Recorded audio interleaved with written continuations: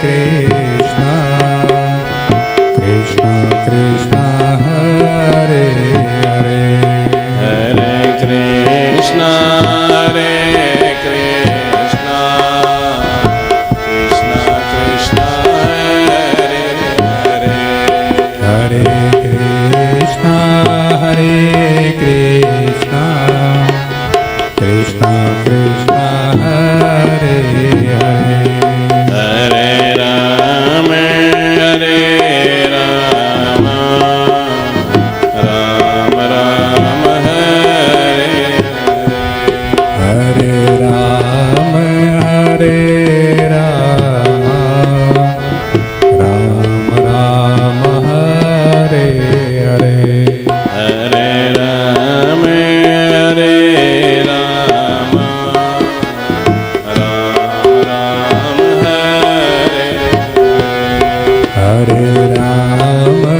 हरे राम राम राम हरे हरे हरे कृष्णा कृष्णा कृष्णा हरे हरे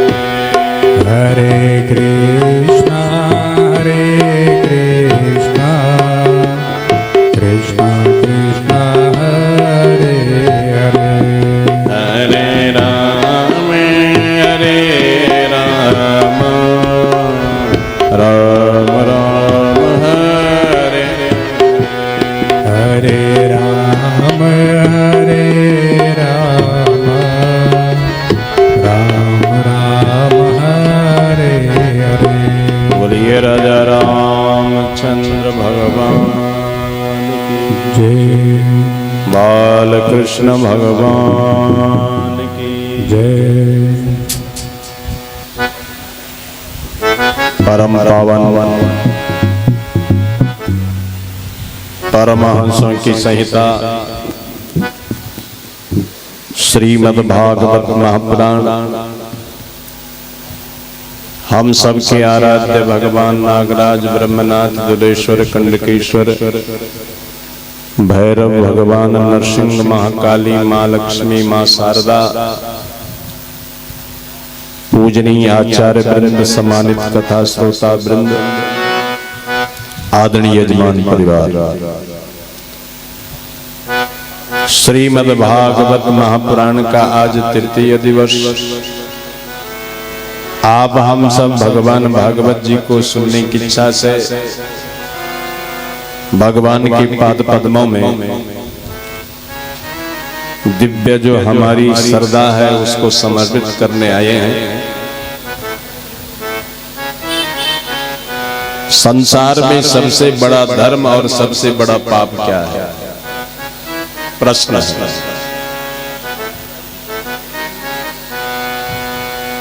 नास्ति सत्या परो धर्मो ना अनिर्ता पातकम परम।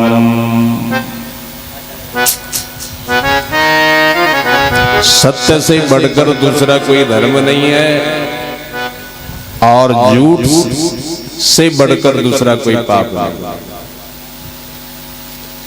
जाके हृदय सांच है ताके हृदय आप। जिसके हृदय में सत्यता बसी है, जिनकी वाणी सत्य से पवित्र है, समझ लो भगवान वहीं उनके साथ है। जहां अनिर्त है, जहां झूठ है, समझ लेना वहां भगवान नहीं, वहां पाप है। इसलिए पाप से हम अलग रहे और सत्य से जुड़े रहे। कर्म का साक्षी कौन है, ये भी प्रश्न है। तो कर्म का साक्षी सबसे पहले तो हमारी आत्मा है। आत्मा पहले ही बता देती है इस कर्म को करना चाहिए या नहीं करना चाहिए। जो गलत कर्म होता है आत्मा उसके लिए पहले ही नकारती है, ओ भाई उधर मत जाओ। फलाने कर्म को मत करो। इसलिए सारे कर्मों की साक्षी हमारी आत्मा है। फिर कर्मों की साक्षी भगवान सूर्य है, फिर कर्मों की साक्षी भगवान अग्निदेव है जो हमारे चूल्हे में जगला है, हमको भोजन बना रहा है। कर्मों की साक्षी वायुदेव है, कर्मों की साक्षी जलदेव है। इसलिए सबसे बड़ा कर्म साक्षी यदि कोई बताया तो महाराज आत्मा को बताया। क्या लिखा जरा सुनिए। आत्म साक्षी भवे नित्यम आत्मनस्तु शुभाशुभे मनसा कर्मणा वाचा न च कांक्षेत पादकम। इसलिए मन से, कर्म से, वाणी से कभी भी आत्मा के विपरीत नहीं जाना चाहिए। आत्म साक्षी भवे नित्यम आत्मनस्तु शुभाशुभे। आत्मा की साक्षी भगवान है और भगवान की साक्षी आत्मा है, इनका संबंध है हमारे। इसलिए आत्मा की विपरीत कभी मन को जाने मत दो, आत्मा के विपरीत कोई कर्म मत करो और आत्मा के विपरीत वाणी का व्यवहार भी मत करो महाराज। आत्मानि प्रतिकूलानि परेशान समाचरित। जो अपनी आत्मा को अच्छा नहीं लग रहा है उस दूसरी की आत्मा को भी अच्छा नहीं लग सकता। जैसे हम मैक भाई को बोल रहे हैं, भाई ये मैक ठीक नहीं चल रहा, आपको भी ठीक नहीं लग रहा है, फिर भी वो नहीं मानता है ना। ऊपर वाली बाल्टी के लिए हम 3 दिन हो गए लेकिन वो बाल्टी चल नहीं रही है, ये इनका हिसाब। तो आत्मानि प्रतिकूलानि परेशान समाचरित। जो अपने को अच्छा नहीं लग रहा है वो दूसरे के साथ क्यों उसका व्यवहार करते हो गए। इसलिए ये नियम है, आत्मा को अच्छा लगना चाहिए कि मेरा काम ठीक है कि नहीं। बोले बाल कृष्ण भगवान की यादृशं कुरुते कर्मा तादृशं फलमश्नुते स्वकृतस्य फलं भुक्ते नान्यस्तद्भवतुमर्हति। जैसा कोई कर्म करता है तद्रूप फल भोगता है। इसलिए ध्यान देना महाराज, कर्म की डाली पर जैसा फल लगेगा वैसा हमको भोगना पड़ेगा। कर्म की डाली भी 2 है, एक है शुभ, एक है अशुभ। अशुभ कर्मों से सींच रहे हैं जिस डाली को, वो तो अशुभ डाली हो गई, वृक्ष हो गया और उसमें भी अशुभ ही फल लगेगा, बड़ा दुखदाई फल लगेगा, क्योंकि अशुभ कर्म का फल ही दुख है। और शुभ कर्म की जो डाली सींची जा रही है उसका फल मीठा है, सुखद है। सुखम प्राप्य न संहृष्ये न दुखम प्राप्य संजरे। सुखदेव जी महाराज कह रहे हैं, राजा परीक्षित, सुख को पाकर के ज्यादा भी प्रसन्न मत हो और दुख यदि आ रहा है तो ज्यादा पर ज्वरित भी मत हो। हाँ, दुख के ज्वर से भी ज्यादा पीड़ित मत हो, यही महानता है। धर्म एव हतो हन्ति धर्मो रक्षति रक्षिता तस्मा धर्मो न हन्तव्या पार्थिवेन विशेषता। इसलिए धर्म के कभी भी हानि मत होने दो, धर्म की रक्षा करो, क्योंकि धर्म हमारी रक्षा करने में सबसे पहले आगे आता है। तस्मा धर्मो न हन्तव्या पार्थिवेन विशेषता। और विशेषकर जो राजा है, पृथ्वी का भूपति है, उसको धर्म की रक्षा के लिए सबसे पहले हाथ बढ़ाना चाहिए। धर्मा पिता च माता च धर्मो नाता सुहित तथा धर्मो भ्राता सखा चैवा धर्म स्वामी परंतपा। धर्म से बढ़कर कोई पिता नहीं, धर्म से बढ़कर कोई माता नहीं, धर्म से बढ़कर कोई नाथ नहीं, रक्षक नहीं, और धर्म से बढ़कर कोई मित्र भी नहीं है, धर्म से बढ़कर कोई भाई भी नहीं है, धर्म से बढ़कर कोई सचिव भी नहीं है, मंत्री भी नहीं है। सचिव मनी मंत्री। धर्म से बढ़कर कोई स्वामी भी नहीं है और धर्म से बढ़कर कोई तप भी नहीं है। इसलिए आप हम सब श्रीमद् भागवत नाम के इस धर्म को अपनाने की इच्छा से आज भी अपनी गरिमा भरी उपस्थिति लेकर के भगवान के पाद पद्मों में पधारे हैं और इस मानुष्य सरोवर को धन्य करने आए हैं। हमारी रामायण क्या कहती है? नर तैन सम नहीं कवनी उदेहि। नर तैन सम नहीं कवन को देहि। नर तन सम नहीं कवनी उदेहि। नर तन सम नहीं कवन उदेहि। नर तन सम नहीं कवनी उदेहि। नर तन सम नहीं कवन उदेहि। जीव चराचर जाचत तेहि। जीव चराचर जाचक तेहि। जीव चराचर जाचत तेहि। जीव चराचर जाचक तेहि। नरक स्वर्ग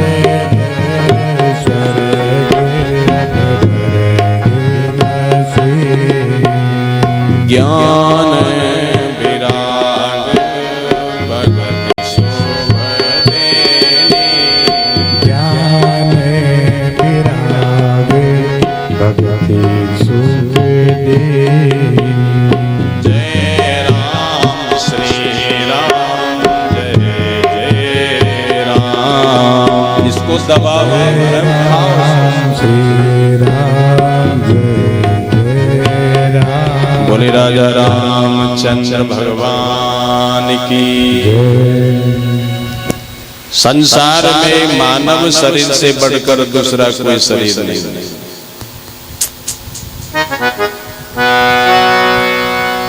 इसी शरीर को मानने मांगने के लिए चर अचर सारे लोग तैयार हैं, ब्रह्मा जी के पास मांग रख रहे हैं। और अब तो हमको ये मांग पूरी हुई तब ये मनुष्य शरीर पूरा हुआ। और इसी मनुष्य शरीर से स्वर्ग अपवर्ग सब कुछ मिलता है। इसी मनुष्य शरीर से ज्ञान वैराग्य और भक्ति भी प्राप्त होती है। इसलिए इस मनुष्य शरीर को भगवान का था, भगवान का है, भगवान का रहेगा, बस ऐसा मान दो। बस अभिमान कभी नहीं होगा कि शरीर मेरा। इस शरीर को बनाने वाले भी भगवान है, शरीर को चलाने वाला भी भगवान है, और शरीर को विसर्जन करने वाला भी भगवान है। इसलिए हमारी कोई वस्तु है तो केवल भगवान है। ऐसा आज राजा परीक्षित, कल आपने कथा सुनी कि राजा परीक्षित जी महाराज को श्राप हुआ था। श्रृंग ऋषि जो समीक ऋषि के पुत्र हैं, समीक ऋषि के सर्प डाला तो श्रृंग ऋषि को गुस्सा आया और कौशिकी नदी का जल लिया और क्या कहा? इति लंघित मर्यादं तक्षका सप्तमेहनी दक्षते अस्म कुलांगारं चोदितो में तदा द्रुहम्। आज इस मर्यादा का जो उल्लंघन करा, हमारी ऋषि समाज को जिसने भ्रष्ट करा, मैं उसको श्राप दे रहा हूँ, उस कुलंगार को, कि आज से उस 7वें दिन यही तक्षक बन करके उसको दसेगा और उसकी मृत्यु हो जाएगी। जैसे राजा परीक्षित को ये सूचना प्राप्त हुई, राजा परीक्षित जी महाराज ने अपना राजपाट त्याग दिया और जनमेजय महाराज राजगद्दी का मालिक बन करके पिता आज वनवास को गंगा के पावन तट पर पहुंच गए।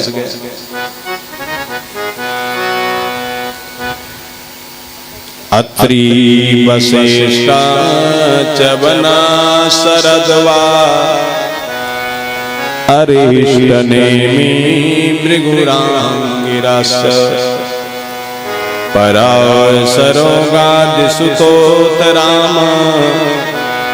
उतत इंद्र प्रमदेत्मबाहो।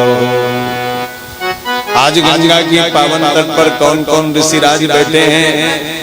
ऋषि कौन है? ऋषया मंत्र दस्तारा। ऋषि कौन है? जो मंत्रों के दृष्टा है। ऋषि शब्द कैसे बना? ऋषगतो धातु से बना। इसलिए ऋषि कौन है? जो प्रत्येक व्यक्ति की गति है, जिनके पाद पद्मों में हमारी गति विद्यमान है। और जब तक हम उनकी पाद पद्मों में मति नहीं ले जाएंगे, रति नहीं रखेंगे, तब तक गति भी उत्तम नहीं होगी। ध्यान देना महाराज, 3 बात पर ज्यादा ही ध्यान दे लो। एक है रति, एक है मति और एक है गति। रति मानी प्रेम, मति मानी बुद्धि और गति मानी मोक्ष। इसलिए प्रेम अच्छा होगा तो बुद्धि अच्छी होगी और बुद्धि अच्छी होगी तो गति अच्छी होगी। तो आज इस प्रकार ऋषि कौन है? जो मंत्र के दृष्टा है। आज ऐसे ऋषियों के पाद पद्मों में राजा परीक्षित जी महाराज ने अपने सारा सर्वस्व त्याग करके समर्पण हो गया। और क्या कर रहे हैं? अन्ने च देवर्षि ब्रह्मर्षि वर्याम राजर्षि वर्याम अरुणादयश्च नाना ऋषे प्रवरान् समेतान् अवर्च राजा शिरिषा वन्दे। 3 श्रेणी की ऋषि समाज वहां बैठा है। एक है देव ऋषि, एक है राज ऋषि, एक है ब्रह्म ऋषि। तो 3 श्रेणी के ऋषियों को आज राजा परीक्षित शिरिषाव वंदे, सिर झुकाकर हाथ जोड़ करके नति प्रणति दे रहा है। और फिर क्या कहा? अहो वयमदन्न तमानिपाणां तमानुग्रहणीयशीला राज्ञां कुलं ब्राह्मण पाद शौचा दूराभिसृष्टं बत करिय कर्म। आज मैं राजाओं में श्रेष्ठ हूँ। क्यों महाराज? क्योंकि आप जैसे महान पुरुषों की मुझे संगति प्राप्त हो रही है। हम जैसे राजाओं का कुल ब्राह्मण के पाद प्रक्षालन से ही पवित्र होता है। लिखा भी है महाराज, नवी प्रपादो कर्दमानी न वेद शास्त्र ध्वनि गर्जतानि स्वाहा स्वदाकार विवर्जितानि शमशान तुल्यानि गृहाणि तानि। जिस घर में ब्राह्मणों का पांव प्रक्षालन नहीं होता, जिस घर में स्वाहाकार सुधाकार नमस्कार नहीं होता, जिस घर में सुंदर वेद ध्वनि सिंहनाद नहीं होती, वो घर घर नहीं हमारा, वो शमशान घाट। ये भी ध्यान रखना। इसलिए अपने घर में कभी भी हो शुभ अवसर आ रहा है तो ब्राह्मण का पाद प्रक्षालन करो, स्वाहा स्वधाकार नमस्कार से घर को पवित्र करो, वेद ध्वनि करवाओ, स्वाहाकार के साथ स्वधाकार के साथ घर मंदिर बन जाता है, स्वर्ग बन जाता है। इसलिए आज राजा परीक्षित कह रहे हैं कि मेरा कुल जो है, क्षत्रिय जो कुल है, ये तो केवल ब्राह्मण के पाद शौच से पवित्र करने से हमारा कुल पवित्र होता है। राग्यम कुलम ब्राह्मण पाद शौचा दूरा विसृष्टम बत गर्य कर्म। परंतु जो गृहस्थ के आसक्त जीव है वो तो केवल कहाँ ब्राह्मण का पांव प्रक्षालन कर पाएगा, उसको ब्राह्मण से ईर्ष्या होती है। हाँ, मेरे घर पर ब्राह्मण है, पता नहीं कैसा है, कौन है, क्या है। अरे ब्राह्मण आया, कौन क्या नहीं, प्रश्न रखो, अपना जीवन धन्य समझो और उनका निसंकोच पाद प्रक्षालन करो। पाद प्रक्षालन करने से वह घर पवित्र होगा, कुल पवित्र होगा, पितृ तृप्त होंगे। इसलिए ऐसा राजा परीक्षित जी कह रहे, मैं नहीं कह रहा हूं महाराज।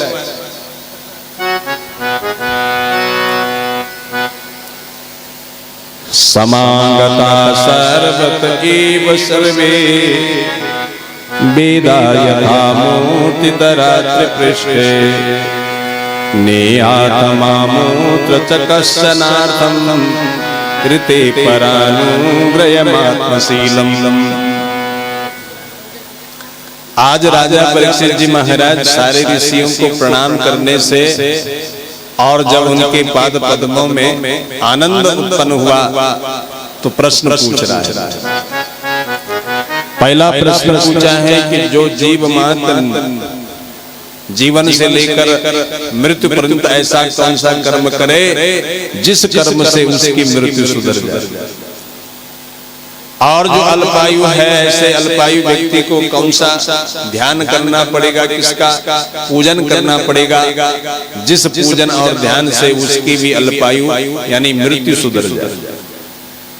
ध्यान देना, मृत्यु सुधारना प्रत्येक जीव का काम है, और जिसकी मृत्यु बिगड़ गई समझ लेना उसका सर्वस्व बिगड़ गया।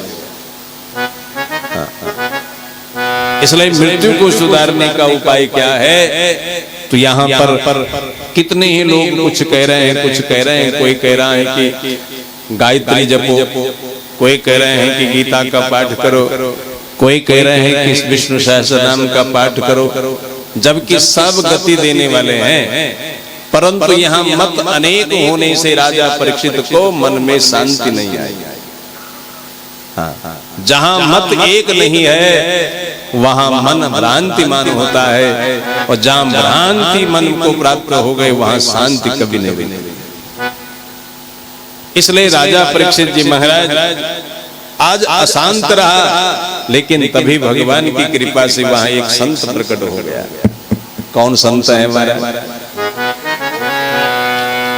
तत्राववद भगवान व्यासपुत्रो यदृच्छया गामटमानो नपेक्षा अलक्षलिंगो निजलाभ तुष्टो वृतश्च बालै अवधूत वेशा। पहली विशेषता है कि भगवान वेद व्यास का पुत्र है, जिसका नाम सुखदेव है। बोले सुखदेव भगवान जय। सुखदेव जी की दूसरी विशेषता है कि वो पृथ्वी में सर्वत्र घूमता रहता है, सबका मंगल चाह रहा है, सबका मंगल कर रहा है, और गामट मानव नपेक्षा।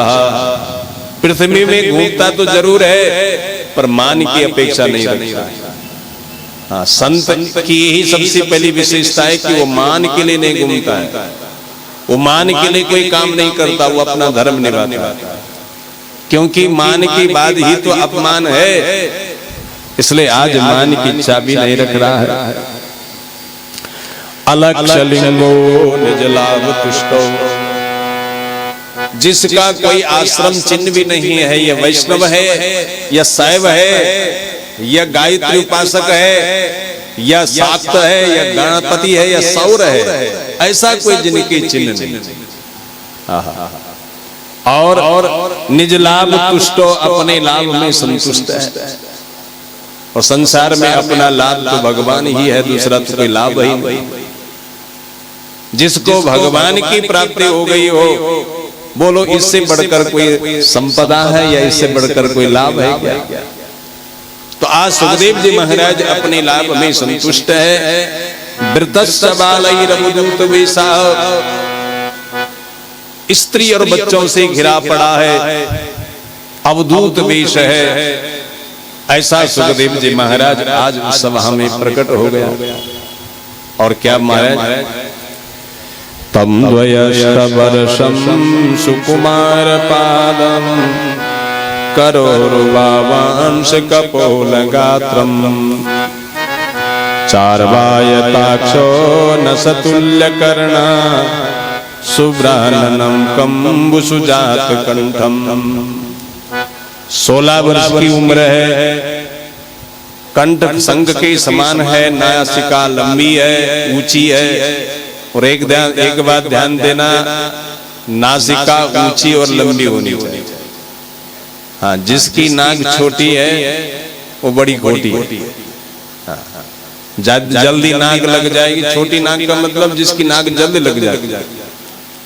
भलाई के लिए बोलना और तब भी नाक लग रही, तो उस नाक की लगते धुकार पैदा होगा। इसलिए प्यासों की नाक देखने में भले छोटी मोटी हो, पर भाव उसमें ऊंचा और लंबा हो। इसलिए भगवान सुखदेव जी महाराज की वाणी बड़ी नाक बड़ी ऊंची और लंबी है। बोले सुखदेव जी महाराज की। चार्वायताक्षो नसतुल्यकर्णा, लंबी ऊंची नाक होने के साथ साथ कान बिल्कुल सुडौल है। हाँ, पक्के कान हैं, दूसरों की नहीं सुनते, केवल भगवान की सुनते बस। और आंखें भी बहुत बड़ी है। बड़ी आंखों का मतलब क्या है? केवल सर्वत्र भगवान को देखना ही बड़ी आंखें। एक स्थान में एक मूर्ति मात्र में केवल भगवान को देखना यही छोटी आंखें हैं। इसलिए सबको अपनी आंखें बड़ी करनी है और सबके अंदर भगवान का दर्शन करना है। बस इसी भाव से यहाँ सुखदेव जी महाराज प्रकट हो गया। संग के समान उनका कंठ है। सुखदेव जी महाराज को व्यास गद्दी प्राप्त हुई और राजा परीक्षित जी महाराज उनका पूजन कर रहा है। बोले सुख भगवान की जय। ओम सुम सुखाय नमः। पाद्योपाद्यम हस्त्योर्घ्यम आसनं समर्पयामि। सुम सुखाय नमः। गंधानुलेपनम अक्षतां समर्पयामि। ऐसा सुंदर पूजन हो गया। और फिर उनके पाद पद्मों में राजा परीक्षित बैठ कर के पूछ रहा है,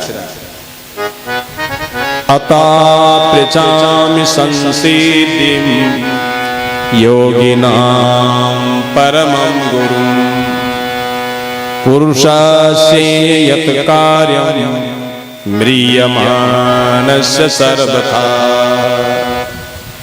हमारा पहला प्रश्न है, जीव मात्र मरणासन है। ऐसे मरणासन जीव को जन्म से लेकर मृत्यु पर्यंत ऐसा कौन कर्म करना होगा जिस कर्म से उसकी मृत्यु सुधर जाए। यश्रोतव्यमतो जप्यं यत्कर्तव्यं निर्विप्रभो स्मर्तव्यं भजनीयं वा ब्रूहि यद्वा विपर्ययम्।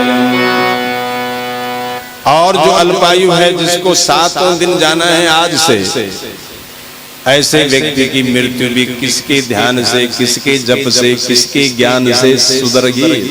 आप थोड़ा सा इन प्रश्नों का उत्तर दे दो। यहाँ पर राजा परीक्षित जी महाराज ने 2 ही प्रश्न पूछे।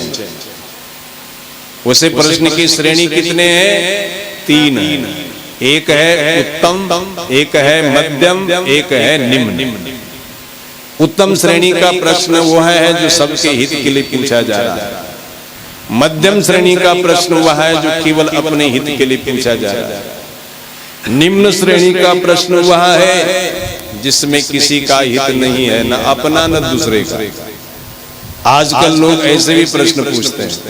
लेकिन ध्यान देना, ये तीसरा श्रेणी का प्रश्न कभी मत पूछना। कई लोग कहते हैं कि पांडवों का दादी का क्या नाम है, कई लोग कहते हैं पांडवों की नानी का क्या नाम है।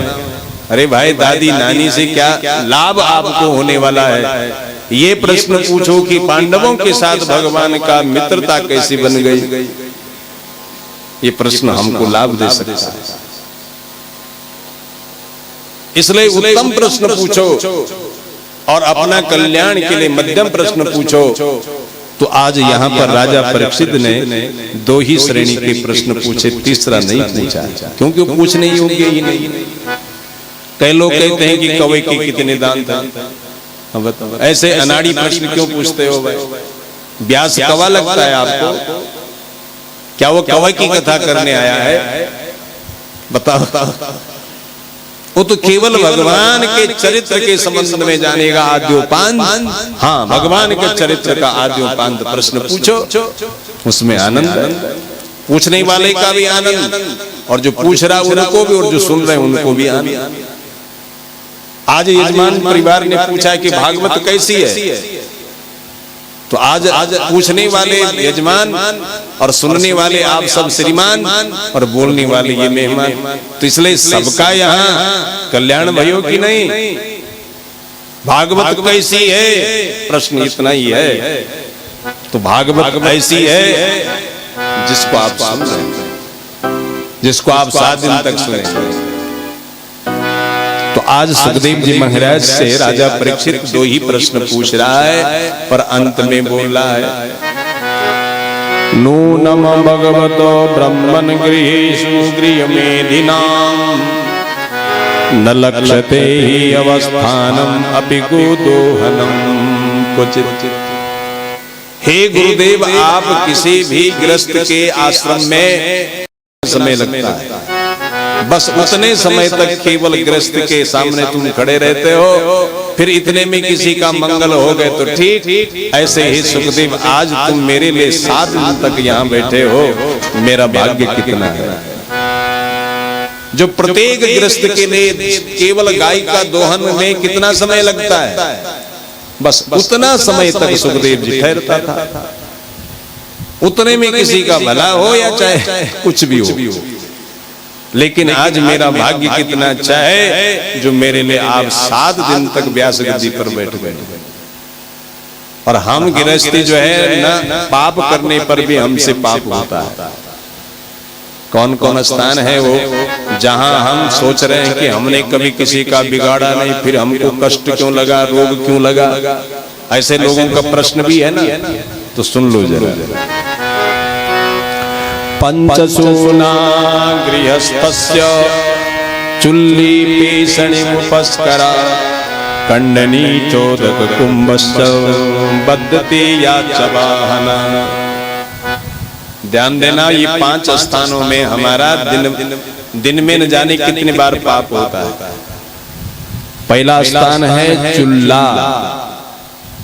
चूल्हे में हम लकड़ी जला रहे हैं या कुछ और, तो वहां उस चूल्हे में न जाने कितने जीव जल गए, ये भी हिंसा हो गई। दूसरा स्थान है पेसनी, यानी जहां पर हम आटा पीस रहे हैं, उस आटा पीसने वाली चक्की में न जाने कितने ही गेहूं के साथ जीव पीस गए, इसलिए अनजान में वो भी हिंसा हो गई। और फिर है उपस्करा, झाड़ू मारना। हम झाड़ू प्रतिदिन मारते हैं और प्रतिदिन हमारी झाड़ू के साथ न जाने कितने जीव हिंसा हो गई। और कंडनी, उखल, जहां पर हम धान को कूटते हैं, वहां न जाने कितने जीव हमारे उस धान के साथ कूट गए। इसलिए ध्यान देना महाराज। और उद्दक कुंभ, जहां हम जल भर रहे हैं, उस स्थान में भी न जाने हमसे अनजाने में कितने ही जीव वहां आकर के पीस गए, पानी में सम्मिलित हो गए। इसलिए ऐसे इन 5 स्थानों में गृहस्थ हमेशा पाप करता है।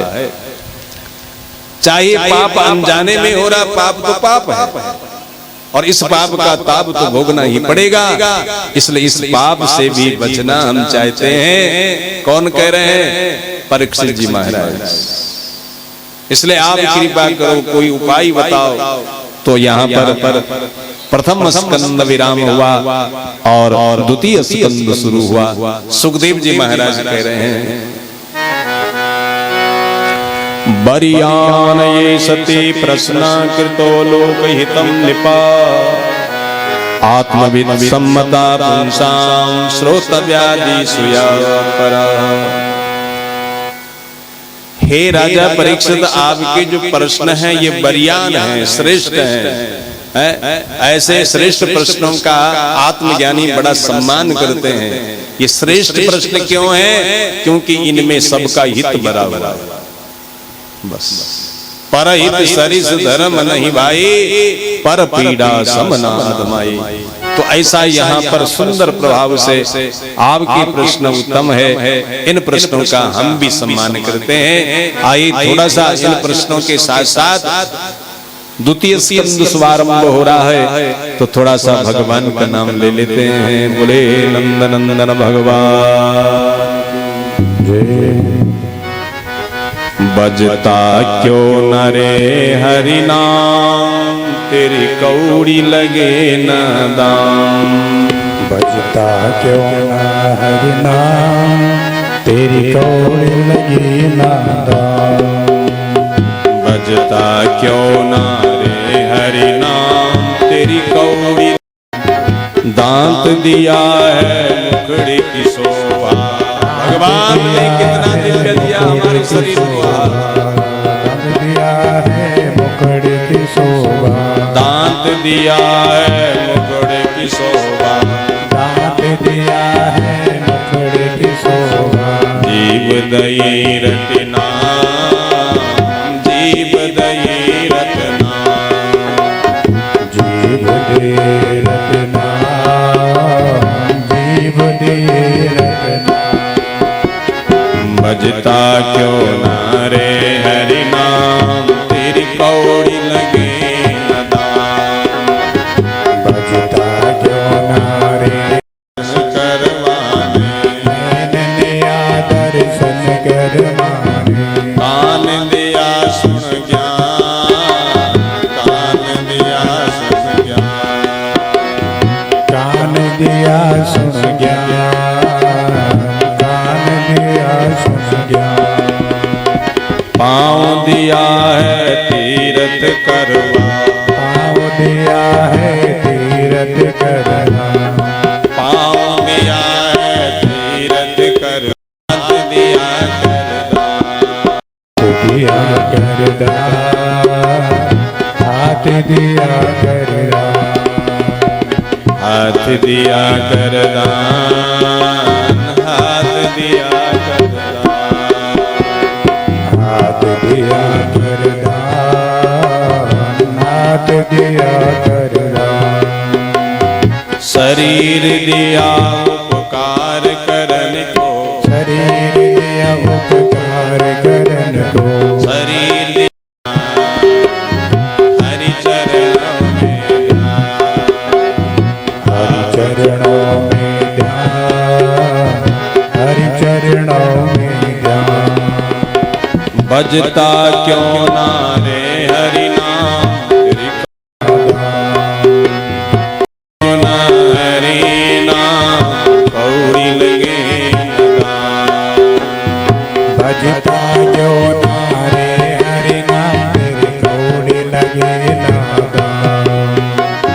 दांत दिया है मुखड़ी की शोभा। दांत दिया है मुखड़े की परोपकार शोभा। कितना भगवान ने हमारे साथ करा।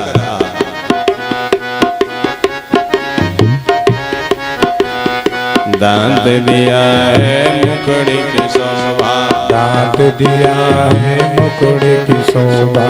जीव दई रटना, जीव दई रटना, जीव दे रटना, जीव दे रटना। नैन दिया है दर्शन करवा। नैन दिया है दर्शन करवा। नैन दिया है दर्शन करवा। नैन दिया है दर्शन करवा। कान दिया सुन ज्ञान, कान दिया सुन ज्ञान।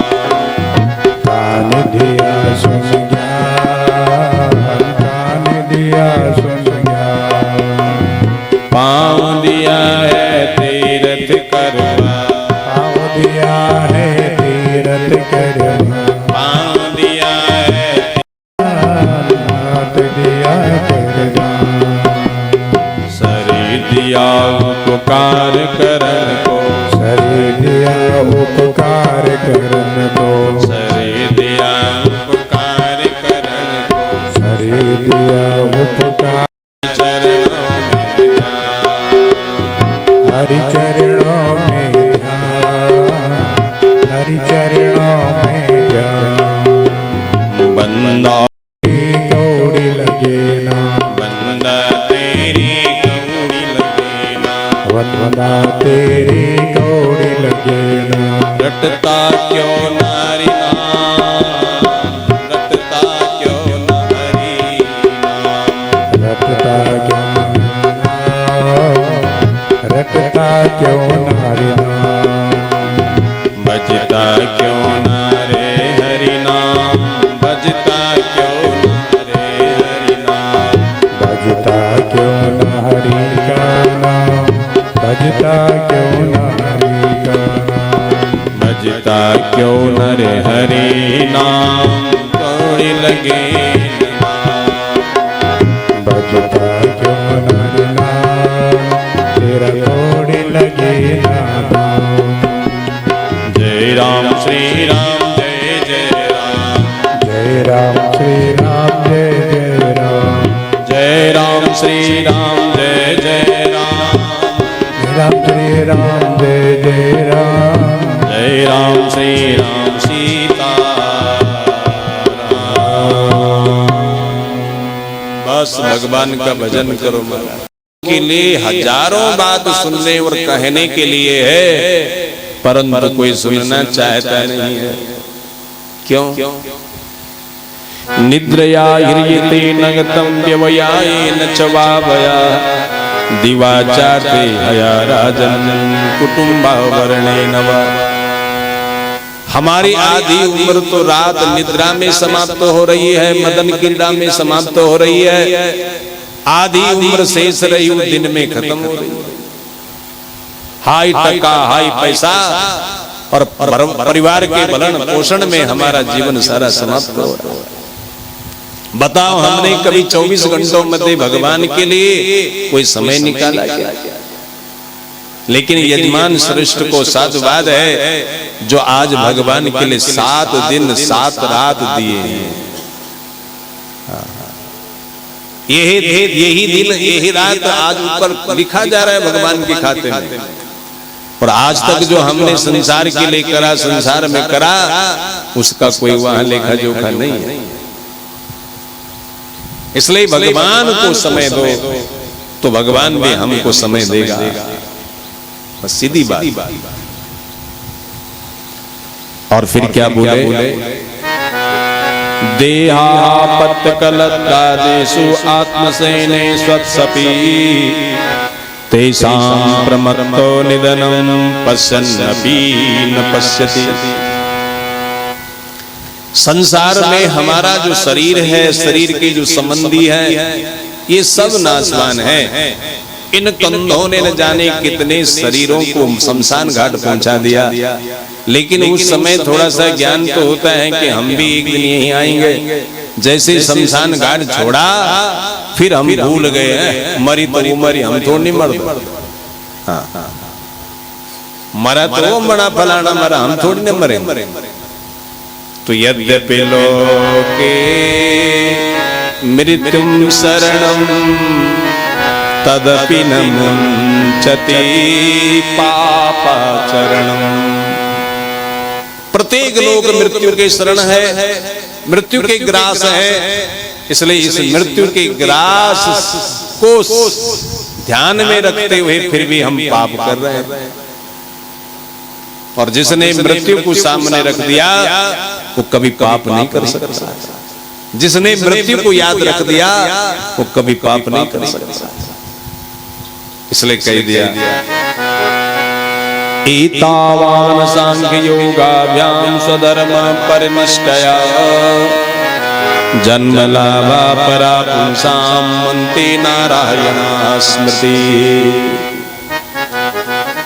इसलिए सांख्य योग ने, समस्त पुराणों ने, वेदों ने, इतिहासों ने सारे जितने भी हमारे स्मार्त ग्रंथ हैं, वैदिक ग्रंथ हैं, सारे ग्रंथों ने ये निर्णय कर दिया कि जीव मात्र की मृत्यु तभी सुधरेगी जब उसका अंत में भगवान का नाम मुख से निकलेगा।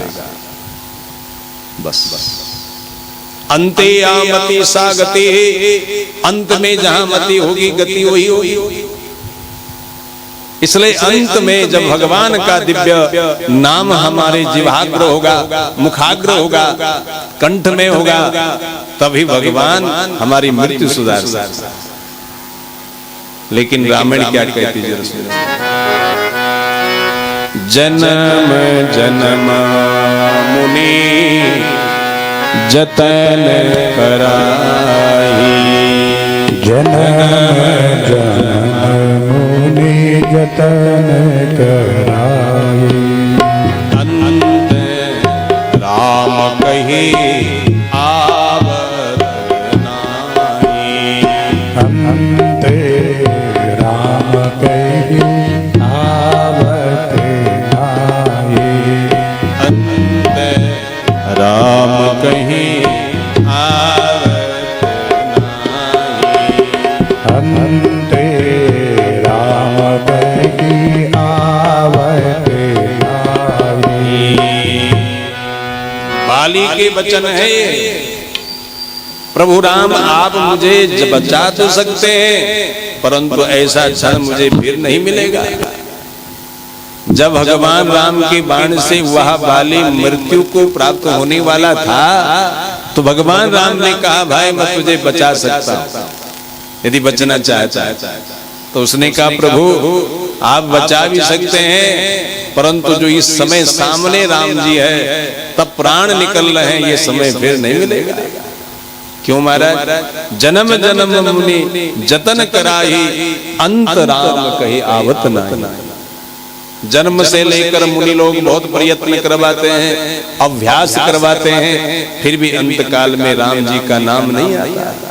और यहाँ राम का भी नाम आ रहा है और राम भी सामने खड़ा है, फिर ऐसी मृत्यु सुधर रही और मैं फिर जीऊं नहीं, अब जीने की इच्छा नहीं। क्या हुआ? इसलिए ध्यान देना महाराज, अंत में भगवान का नाम वही जप सकता है जिसका पूर्व अभ्यास होगा, छोटी उम्र से अभ्यास होगा।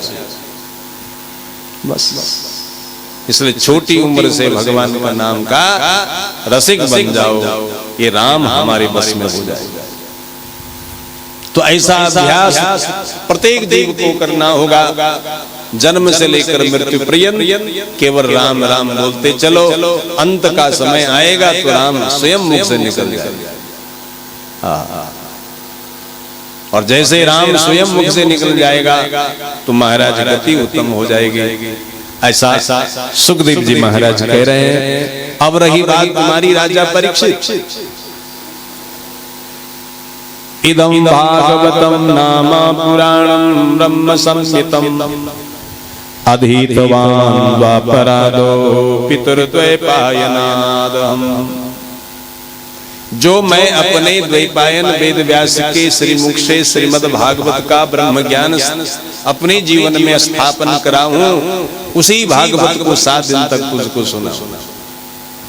ध्यान देना महाराज, एक सेठ जी थे और सेठ कंजूस भी था।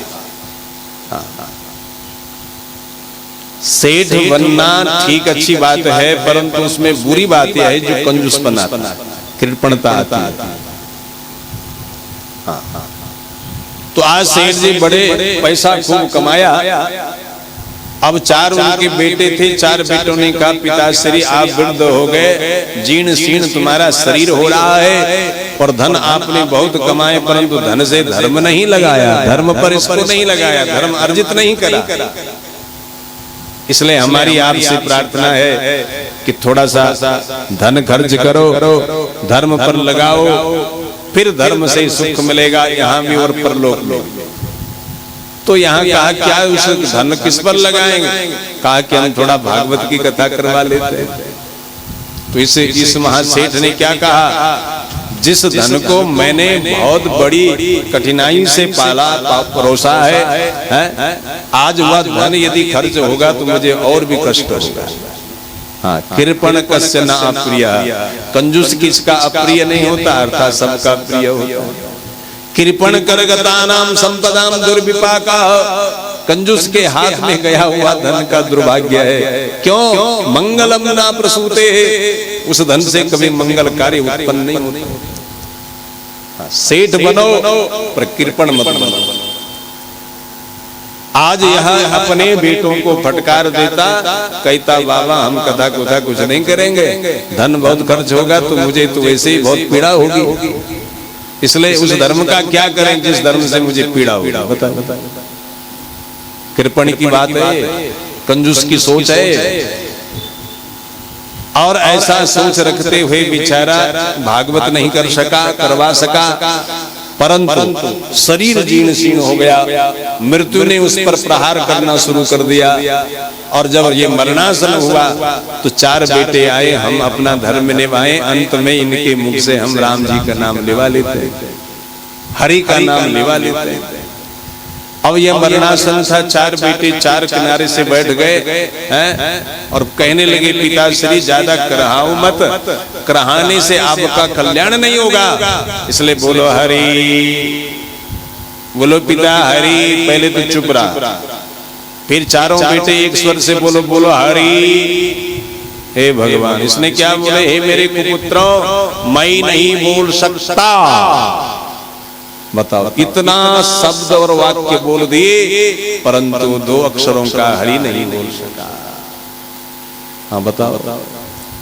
फिर 4 पुत्रों ने भी सोचा हमारा नाम पुत्र है, और पुत्र का अर्थ होता है पुंबात नरकात् त्रायतीति पुत्र, जो नरक से बचाएं अपने पिता को, माता को, पितरों को, वो पुत्र कहलाता है। इसलिए हमारा धर्म है कि इनसे हरि नाम बुलवाएं। तो आज किस बहाने से बुलवाएं? क्योंकि भगवान का नाम चाहे किसी भी बहाने से लो, फिर भी तो पवित्र है, वो हमारा पवित्र करेगा, मंगल है, हमारा मंगल करेगा। इसलिए यहाँ पर आज उन 4 पुत्रों ने अपने पिता के कल्याण के लिए हरि ककड़ी तोड़ करके लाए, हरि ताकि हम पूछेंगे पिताजी हम क्या लाए, फिर हम पूछेंगे कैसी है तो बोलेंगे हरि, और हम पूछते रहेंगे पिताजी हरि बोलते रहेंगे। ककड़ी के इसी बहाने हरि नाम आ जाएगा और पिताजी का सारा दुख हरण हो जाएगा। अब ककड़ी तोड़ करके लाए, पिता के सामने खड़े हो गए। पिताजी थोड़ा आंखें खोला, आंख खोल दिया, हम क्या लाए? बोल ककड़ी। बोल कैसी? बोल कच्ची। ये भगवान हे किस्मत। अरे फिर बोले पिताजी कैसी है ककड़ी? अरे कच्ची। और इतनी जोर से बेचारे का प्राण निकल गए, प्राण कच्चा रह गया। ध्यान देना, मुक्ति नहीं हो पाए, हरि नाम नहीं बोल सका क्योंकि पूर्वाभ्यास नहीं है। इसने धन कमाना सीखा परंतु धर्म कमाना नहीं सीखा। इसने भगवान का नाम बोलना नहीं सीखा। इसने अपने जीवाग में भगवान के नाम की मिश्री नहीं घोली, इसलिए आज ऐसी दुर्गति हो गई, प्राण कच्चे रह गए। और कच्चा प्राण कौन है महाराज? शंकराचार्य जी कहते पुनरपि जननम पुनरपि मरणम पुनरपि जननी जठरे शयनम।